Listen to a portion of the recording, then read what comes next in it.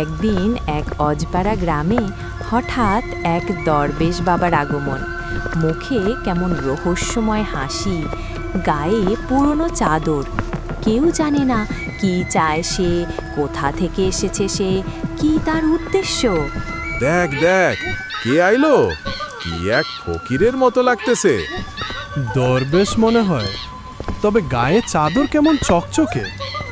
হে গ্রামের মানুষ, আমি কিছু বিশেষ বানরের সন্ধানে এসেছি।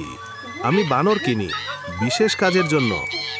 আমার কাছে যে বানর আনবে, আমি তার কাছে থেকে 200 টাকা দরে কিনে নেব। কুল, শুনলি দরবেশ কি কইলো? বান্দর নাকি 200 টাকা? আরে শুনলাম তো রমিজ চাচা, আমাদের গ্রামে তো অনেক বাদর। চলেন ধরে দেই। চলেন রমেশ চাচা, মুকুল ভাইজান, আর দেরি কিসের? কিছু টাকা আয় করা যাইবনে।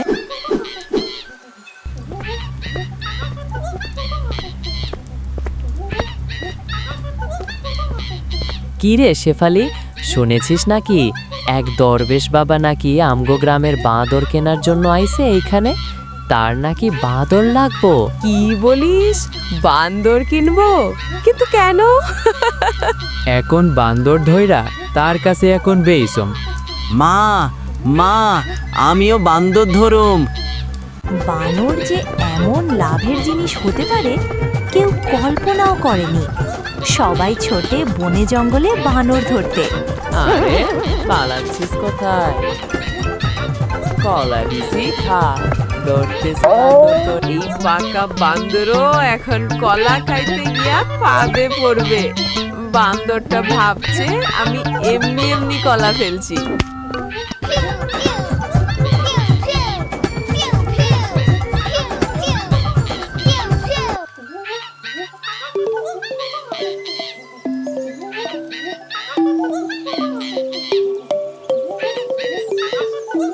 রমেশ চাচা, এইটা ধরছি কলা দিয়া। দেখেন কেমন পুচকে। এ শেফালি, এই বানরটা বাগানে অনেক বছর ধরে থাকে। আমার চেনা রে। দরবেশ বাবা, এই বানরটা কিন্তু ফজরের আগেই ধরছি। খাস বনজ জাতের। ফজরের আলোত বানর পবিত্র হয়। এই নাও 200 টাকা।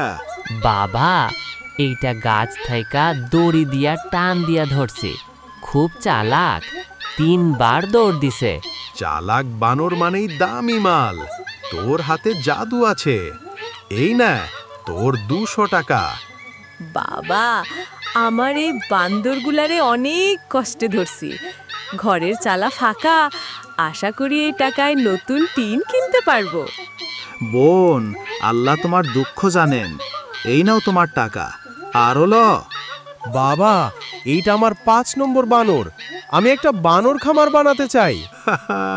বানরের খামার, বানরের ব্যাংকও খুলবা। তুমি হইলা ভবিষ্যতের শেয়ানা লোক। এই নাও তোমার টাকা। চালাও ভাই চালাও, বানর শেষ হবার আগেই বিক্রি করো। কাল থেকে দাম বাড়বে। বানর শুধু পশু না, এ যে অর্থের প্রতীক। যার হাতে বানর, তার হাতে ভবিষ্যৎ। দরবেশ চালাক, সে দাম বাড়ায় দিনে দিনে। 200, 300, তারপর 500 টাকা। মানুষের চোখে তখন টাকা আর স্বপ্নের বানর। শোনো শোনো হে গ্রামবাসী, আজ থেকে এক একটা বানরের দাম 200 না 500 টাকা। বানর ধরো, আগে বেচো। 500 টাকা, 500 টাকায় বানর। হ্যাঁ হ্যাঁ, ঠিকই শুনেছো, 500 টাকা। কিরে রফিক, দরবেশ বাবা নাকি কইলো বান্দর নাকি 500 করে কিনবো। হোয়াট? 500 টাকা দেয়া বানর? তার মানে এখন বানরের দাম তো ছাগলের থেকে বেশি হয়ে গেল রে। আমি তো হিসাব কইরা দেখছি, আগে 5টা বানরে 1000 দিত, এখন 5টা ধরলেই 2500, মানে 3 গুণ লাভ। রমিত চাচা, মুকুল ভাই, চলেন চলেন, গাছ থেক্কা বানর নামান। আগে ধরেন, আগে বিক্রি করেন। আজকের দিন চাঁদ রাতের দিন। দিন যায়, দরবেশ বাবা বানর কিনতে কিনতে পুরো গ্রামের বানর শেষ করে ফেললেন। গাছের ডালে, ছাদে, বাঁশবাগানে একটা বানরও আর চোখে পড়ে না। এইভাবে এক সময় গ্রামে আর একটা বানরও অবশিষ্ট থাকলো না, সব ছিল খালি। মানুষ ভাবলো এবার বুঝি তারা বড় লোক হয়ে যাবে। বাবা, সব বানর তো কিনা হয়ে গেছে দেখি। এবার এখন আপনি বলছেন 3000 টাকায় কিনবেন? কি করে? আরো খেলা বাকি আছে রফিক, এবার মানুষই বানর কিনবে। তা তো বুঝলাম, কিন্তু গ্রামবাসী বানর দেবে কোথা থেকে? আরে বাহ, ওই কথাই তো সব গেম আছে রে রফিক। কাল থেকে তুই 1200 টাকায় লোকজনকে বানর বিক্রি করবি। বুঝছি বাবা, এভাবেই বান্দর দিয়েই বান্দর বানাবো ওদের। সবাই লোভে পড়ে গেছে। কাল আমি বলবো আমি 3000 টাকায় কিনবো, তুই তখন বানর বিক্রি শুরু করে দে 1200 টাকায়।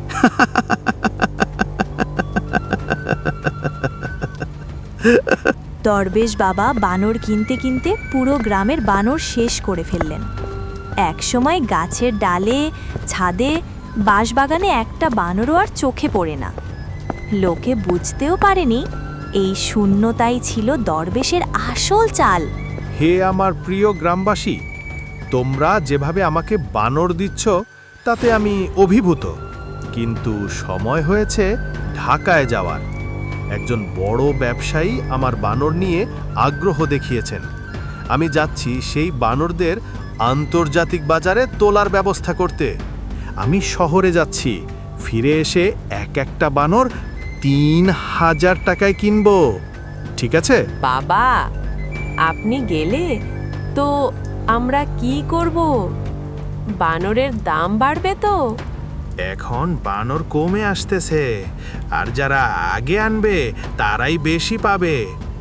আগামীকাল দাম আরো বাড়তেও পারে। কিরে শাহেদ, তুই সকালে বানর খুঁজতে গেছিলি না? তা পেয়েছিস? আরে মুকুল ভাই, দেখেন না কাণ্ডটা, গাছে পাতা আছে, বান্দরও নাই, সব তো দরবেশই কিনা নিছে। আরে বাপু, একেবারে ছোটবেলা থেইকা এই গায়ে এতদিনে বান্দরবিহীন দিন দেখিনি। এটা কেমন কথা হলো? এই তো, আমি তো পুরো প্রস্তুতি নিয়ে বন বিভাগের লাইসেন্সও করে ফেলেছিলাম। আর বানরের দল, তারা কিনা সবাই উধাও, একেবারে হাওয়া। ভেবেছো কি কাণ্ড বলো? হাহা। দেখেন না চাচা, আমার ঘরের চালায় আর বান্দর নাই। আমি তো বন থেকে খুই জানতে চাইছিলাম, তাও নাই। এতদিনে দরবেশ গ্রামের সব বানর কিনে ফেলেছেন। গাছে গাছে পাতা আছে কিন্তু বানর নেই, খাঁচা আছে কিন্তু শূন্য। রমি চাচা, আমাগো বনে আর বান্দর নাই, সেটা কি খেয়াল করছেন? তাই তো, বানর তো আর একেবারে মাটির নিচে জন্মায় না, সব তো দৌড় বেশি কিনে নিল। এখন বানরের জন্য মানুষ খাই খাই করতেছে। আরে মুকুল ভাই, ও রমিস চাচা, একটু শোনেন শোনেন। আরে জানেন কি হইছে? এই দরবেশের সহকারী রফিক না, এই তারে দেখলাম বাজারে, আর শুনলাম এই দরবেশ বাবার বান্দরগুলা না, এইগুলা নাকি এই চোরার পুত নিজেই লুকায়া বিক্রি করতাছে। দরবেশ বাবা যখন ঢাকা শহরে জরুরি কাজে গেছেন বলে ঘোষণা দিলেন, তখন গ্রামের সবাই অস্থির হয়ে উঠল। কিন্তু হঠাৎ গুজব ছড়ালো রফিক গোপনে বানর বিক্রি করছে। দরবেশের লোক হয়েও সে যেন বানরের ব্যবসা খুলে বসেছে। ঘন্টার মধ্যে পুরো গ্রামে ছড়িয়ে পড়ল সেই খবর। বানরের দাম বাড়ছে, সবাই হুমড়ি খেয়ে পড়ল নতুন বানর কিনতে। আরে রফিক, তুই এসব কি করতাছিস? দরবেশ বাবার বানরটা চুরি কইরা বেচতাছিস? আমি তো শুধু সুযোগ তৈরি করে দিচ্ছি, বাকি তোমাদের বিশ্বাস। আজকের বানর আগামীর স্বর্ণ। শুনি দরবেশ বাবা তো বলে গেছিল বানর এখন নাই। তোর কাছে এত বানর আসলো কই থেকে? এই দেখ, এখন দরবেশ বাবাও নাই, আমি এখন এই বানরের ওয়ারেন্টি অফিসার। চুপচাপ কিন, ভালো মালের দাম আগামীকালে বাড়বেই। বাপরে, রফিক ভাই তো এখন ব্ল্যাক বানর মার্কেটিং শুরু করছে। চুপ, বেশি বলবি না, দরবেশ বাবা জানলে আমারও খবর আছে। আমি বানর নিব, কিন্তু বাড়ির টাকা খরচ করলেই না মা মারবে। মেয়ে, এই বানরই তোমার ভাগ্য বদলাবে। আজ 1000, কাল 3000। ভাবো একবার। পুরো গ্রামে ছড়িয়ে পড়ল সেই খবর, বানরের দাম বাড়ছে।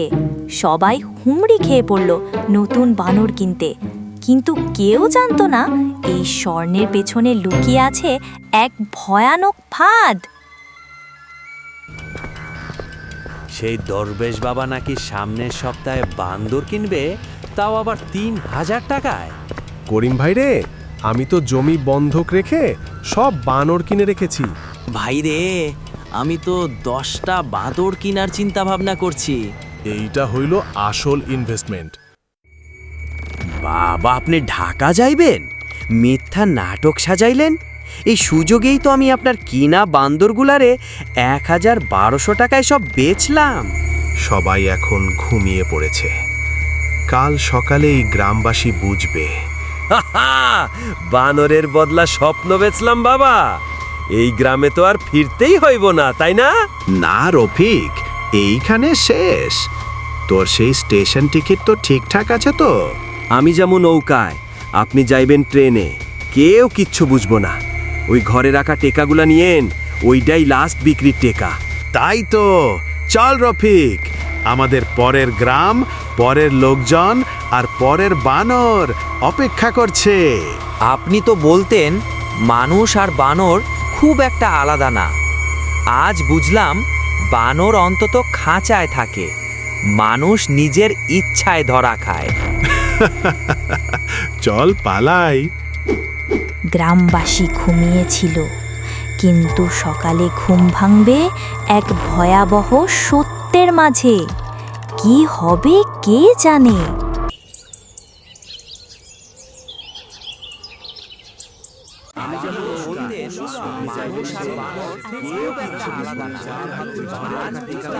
দরজাটা তো তালা দিয়া বন্ধ রে।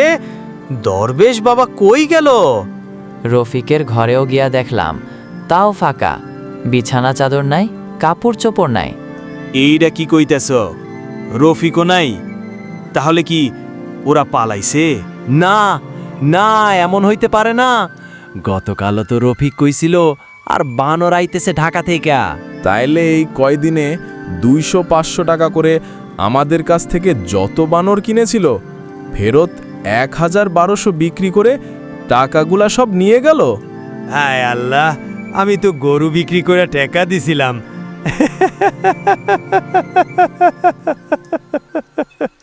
সব গেল। আরে কি কন আপনারা? আপনি গো শুধু টাকা গেছে? আমার মাইয়াডারে বিয়ার জন্য রাখা সোনা বীজ আমি বান্দর কিনছিলাম। ইস, আমার কপালটা দেখেন। এখন বুঝতাছি দরবেশের ব্যবসা আসলে ছিল একখান ভাদ। আমরা বানর কিনি নাই, আমরা নিজেরাই বানর হইয়া গেছি। লোভে পইরা সবাই ধরা খাইছি। এভাবে এক গ্রামের মানুষেরা লোভের ফাঁদে পড়ে নিজেদেরই ধরা বানর কিনে ধরা খেয়েছিল।